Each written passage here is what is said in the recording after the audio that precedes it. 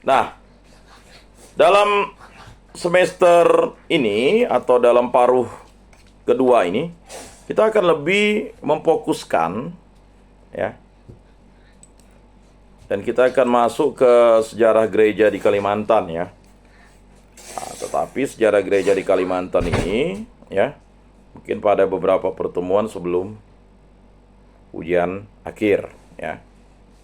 Nah, dalam proses penyebaran misionaris itu ya, kita tahu Fransiskus Xaverius itu adalah seorang santo dari Asia yang menyebarkan iman kekatolikan itu ya, dan merawat iman kekatolikan yang sudah dilaksanakan oleh misionaris-misionaris sebelumnya.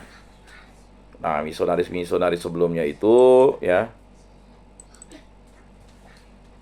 membuka jalan ya, dan juga melaksanakan kegiatan-kegiatan yang dinamakan dengan ya karya misionaris itu, mulai dari karya kesehatan, karya pendidikan, karya sosial ya.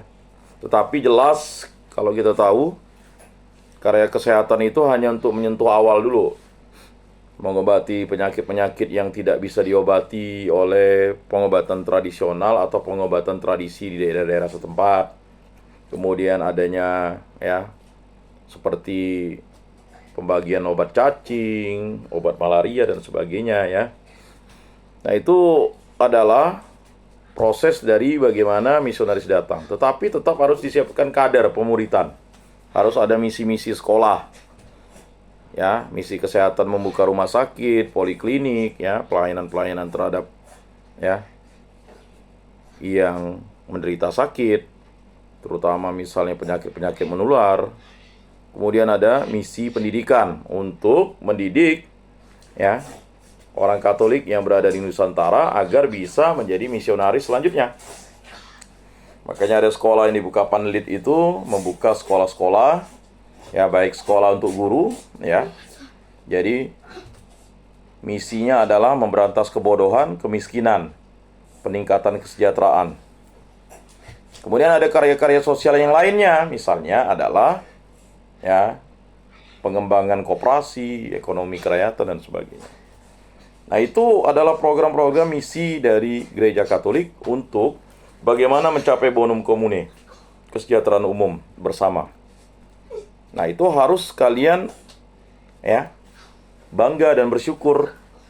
Sekolah Tinggi Agama Katolik Negeri ini adalah bagian dari misionaris Katolik, di mana ya satu-satunya perguruan tinggi negeri di Indonesia yang diberikan restu oleh pimpinan gereja setempat ya untuk dinegrikan dan ya mampu mencetak kader-kader murid-murid Kristus yang mampu mewartakan iman akan Yesus Kristus.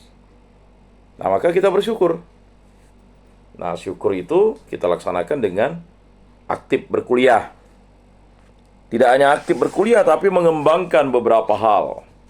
Selain mengembangkan tentang intelektualitas, ya, mengembangkan yang namanya, ya,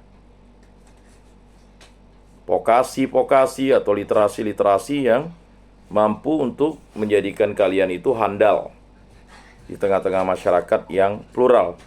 Apalagi masyarakat 5.0 dan revolusi industri 4.0. Nah, pada masyarakat yang kontemporer ini ada yang disebut dengan ya artificial intelligence.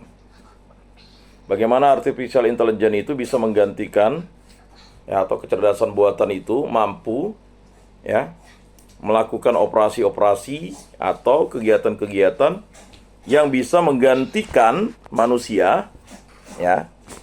Tetapi ingat, itu kan diciptakan manusia untuk membantu manusia, bukan justru malah memperbudak manusia. Nah, ini yang harus kalian juga camkan.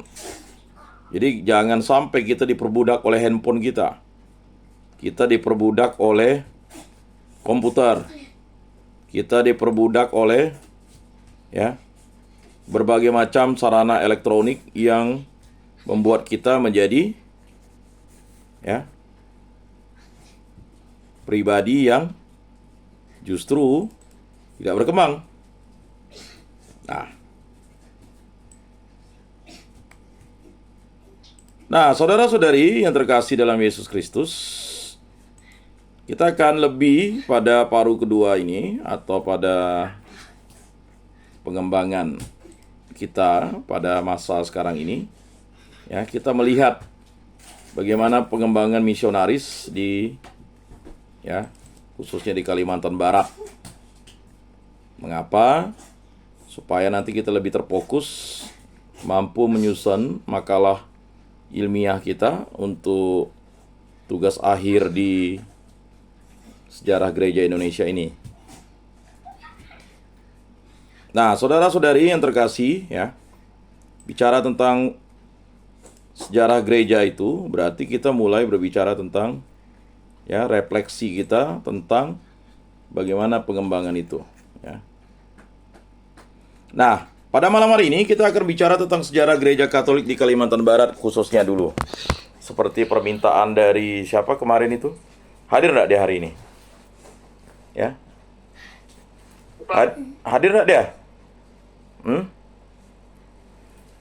Enggak hadir ya? Ya, sejarah gereja Katolik di Kalimantan Barat. Ya, kita mulai dengan kondisi geografis Kalimantan Barat, ya. Secara geografis, Kalimantan Barat adalah salah satu provinsi di Negara Kesatuan Republik Indonesia. Provinsi Kalimantan Barat dengan ibu kotanya Pontianak terletak di antara garis 20 08 derajat lintang utara dan 30,05 derajat lintang selatan.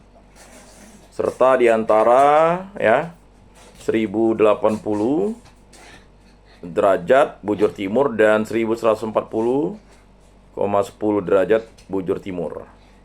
Pada peta bumi, berdasarkan letak geografi yang spesifik ini, maka daerah Kalimantan Barat tepat dilalui oleh garis khatulistiwa atau garis lintang 00, tepatnya di atas kota Pontianak.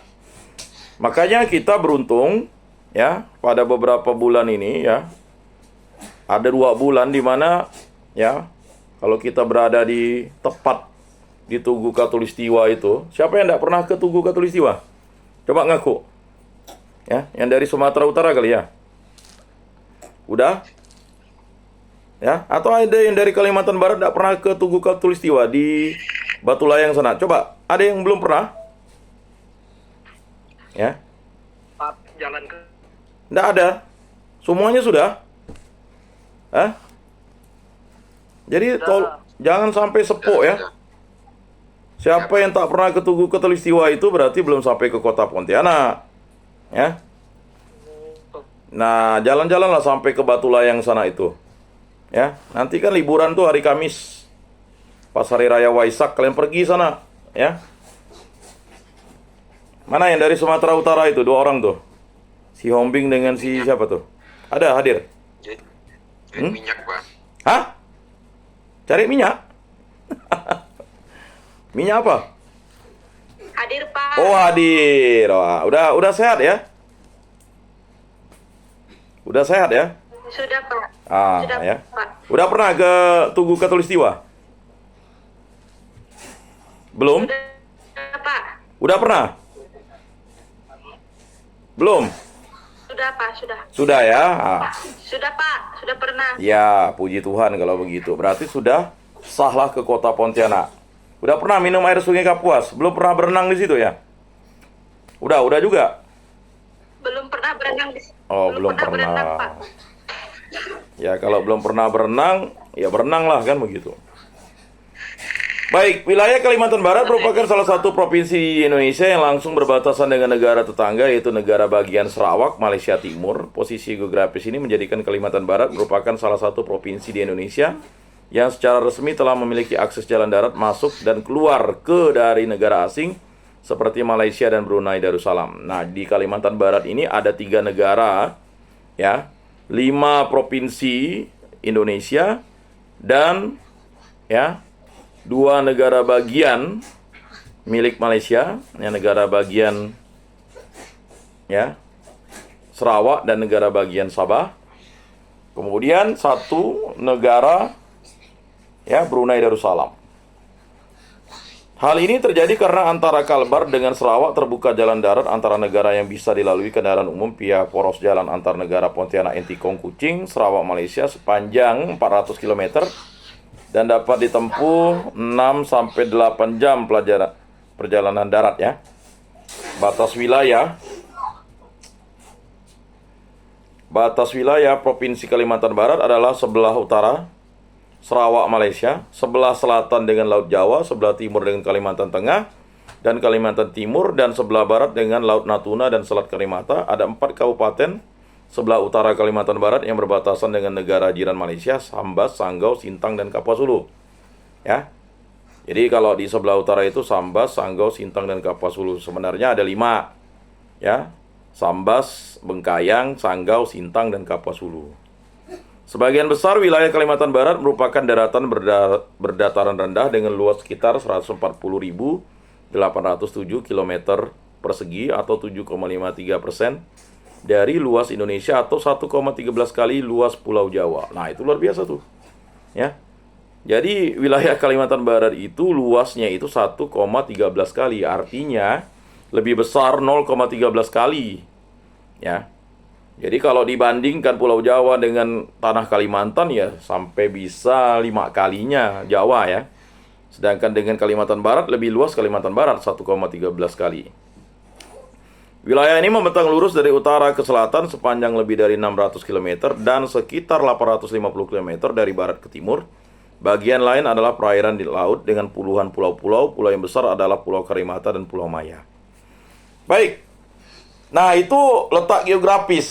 Sama seperti nanti kalian menulis tentang sejarah gereja masing-masing dari diri kalian ya. Nanti akan saya kasihkan ya catatan ini untuk kalian bisa pelajari dan kalian bisa menulis dulu ya dari dasar ya area stasi kalian, di sebelah utaranya apa, sebelah timurnya apa, sebelah selatannya apa. Nggak sulit, tinggal kalian pakai Google Map pasti dapat ya.